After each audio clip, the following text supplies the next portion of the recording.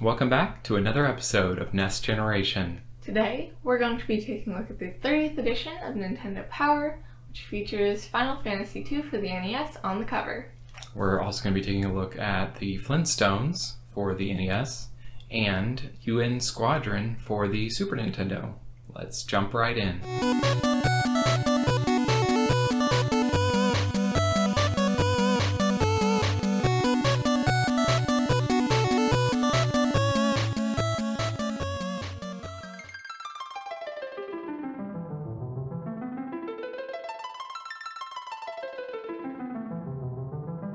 Final Fantasy II, released on the Super NES in 1991. It is actually a port of Final Fantasy IV, the Japanese version, but we didn't get 2 and 3 in the US, at least not back then. It's by Square.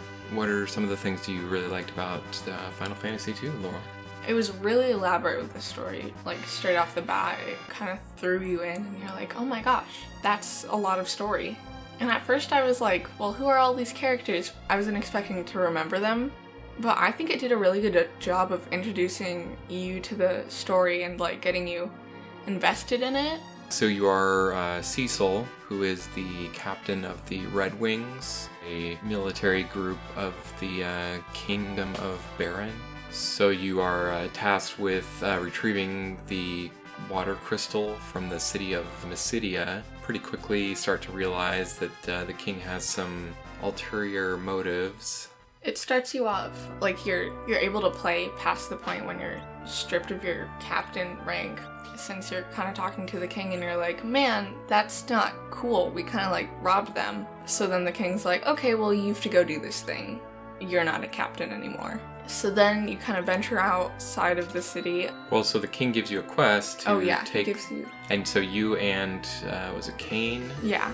Who was the captain of the Dragoons, have to go deliver this... package to the village. When you get there, you pretty quickly realize that there's some no good deeds going on. Yeah, it sets the entire village on fire. And the dragon that you had to kill to get into the village in the cave was actually this lady's familiar, I guess. And she's like summoned it. When you defeated it, you defeated her.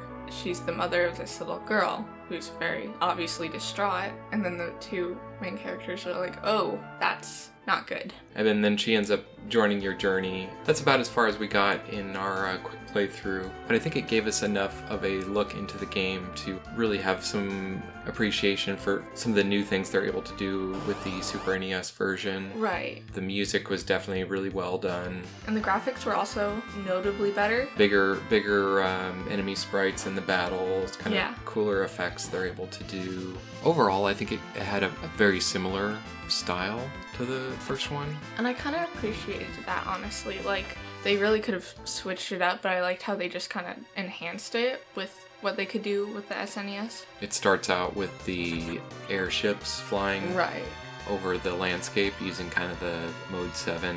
Another big thing seemed like the way you built your party. So like in the first one on the NES, you were kind of right off the bat selecting who's in your party and what classes they are. Whereas this one feels like more what you expect in the later Final Fantasy games, where you're kind of building up your party based on the story as you go along. Like you encounter people and they join in, and so that was definitely a big difference. Cool to see kind of the progression of the series as they're moving into the Super Nintendo era and taking advantage of the new sound and graphics that they're able to do with the 16-bit.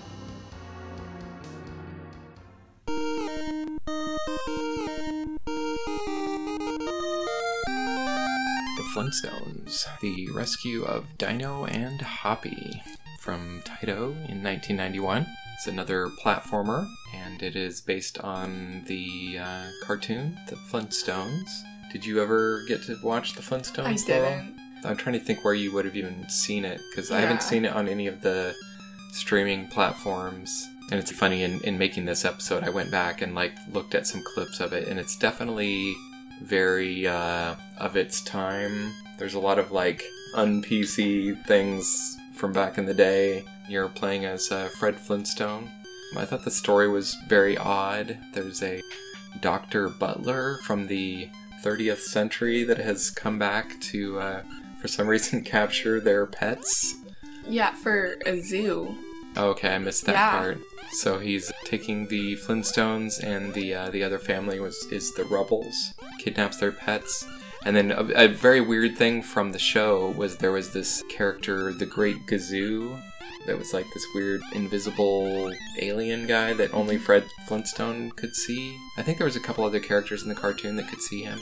He has a time machine that's broken, and in order to get back to the future to rescue your pets, you're trying to help Gazoo fix his time machine. So what are some of the things you liked and disliked about the Flintstones? I can't say it was terrible. However, it's definitely not one of my favorite NES games. I can't tell if I was just absolutely atrocious at this game or if it is just difficult, but I could not do well. It took me way too long to even get to the boss. One of the main things about it is that the jump feature is really annoying. It's one of those jumps where like it's kind of hard to move midair, and it just seems really short. There's definitely a lot of platformers where you really have to time your jumps. Yeah. But this is one where, for sure, where you're running right to the edge of a previous one to make sure that you have enough distance to get to where you're going there. You had to do a lot of jumping to like maneuver throughout the stage, and you had to jump and then like pull yourself up to a lot of things.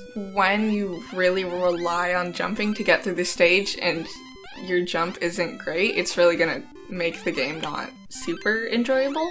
Otherwise, the combat wasn't too bad. You just hit enemies once and then they'd be gone, which was really nice. If you had a lot of practice with it, it'd be a lot more enjoyable. But overall, it's just not my favorite NES game. I would agree. It just seemed kind of a fairly average. Yeah. And really the only saving grace is that it had the Flintstones franchise to it. Honestly, I'm not very disappointed though, because I didn't have high expectations for it. A lot of cartoon or movie remakes, you can't expect their video game parts to be good, since most of the time they're just kind of like, oh yeah, kids like video games and they watch this, so yeah.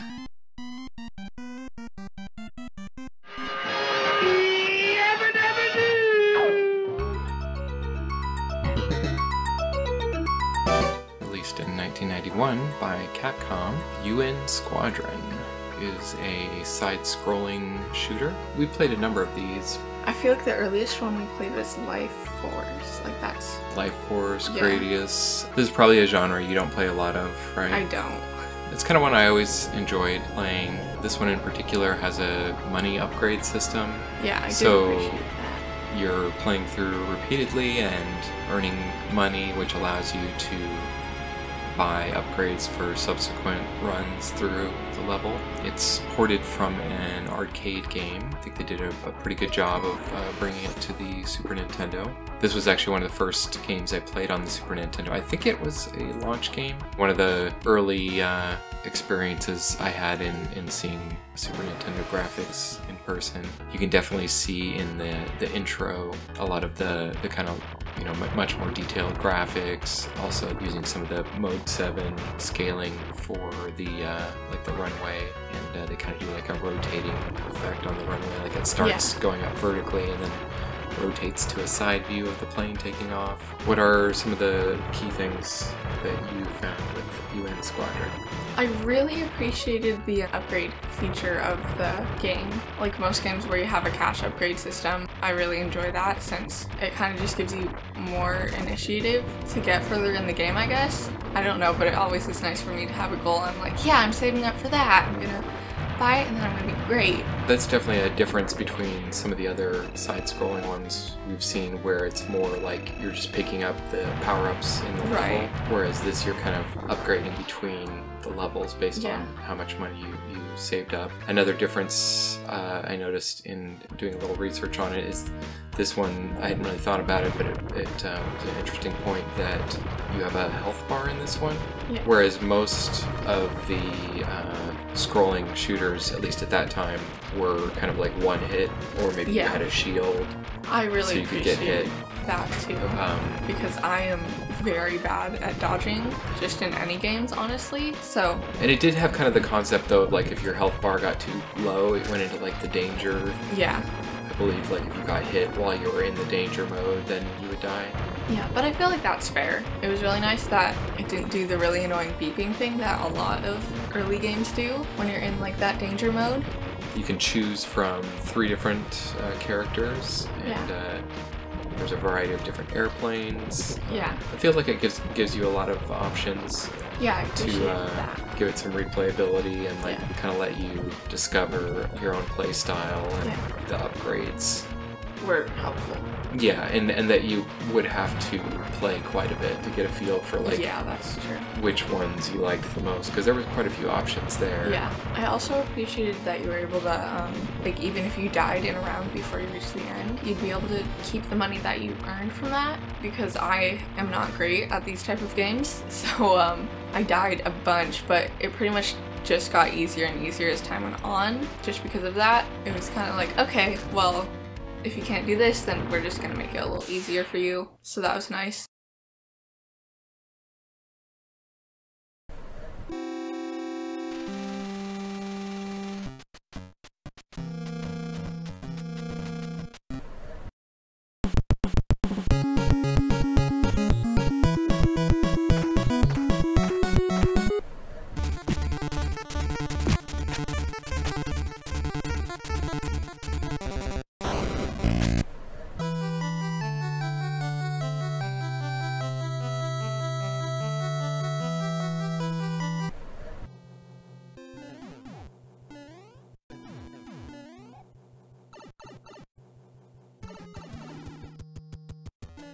Thanks for joining us on this episode of NES Generation. If you enjoyed this video and want to see more, make sure to leave a like and subscribe.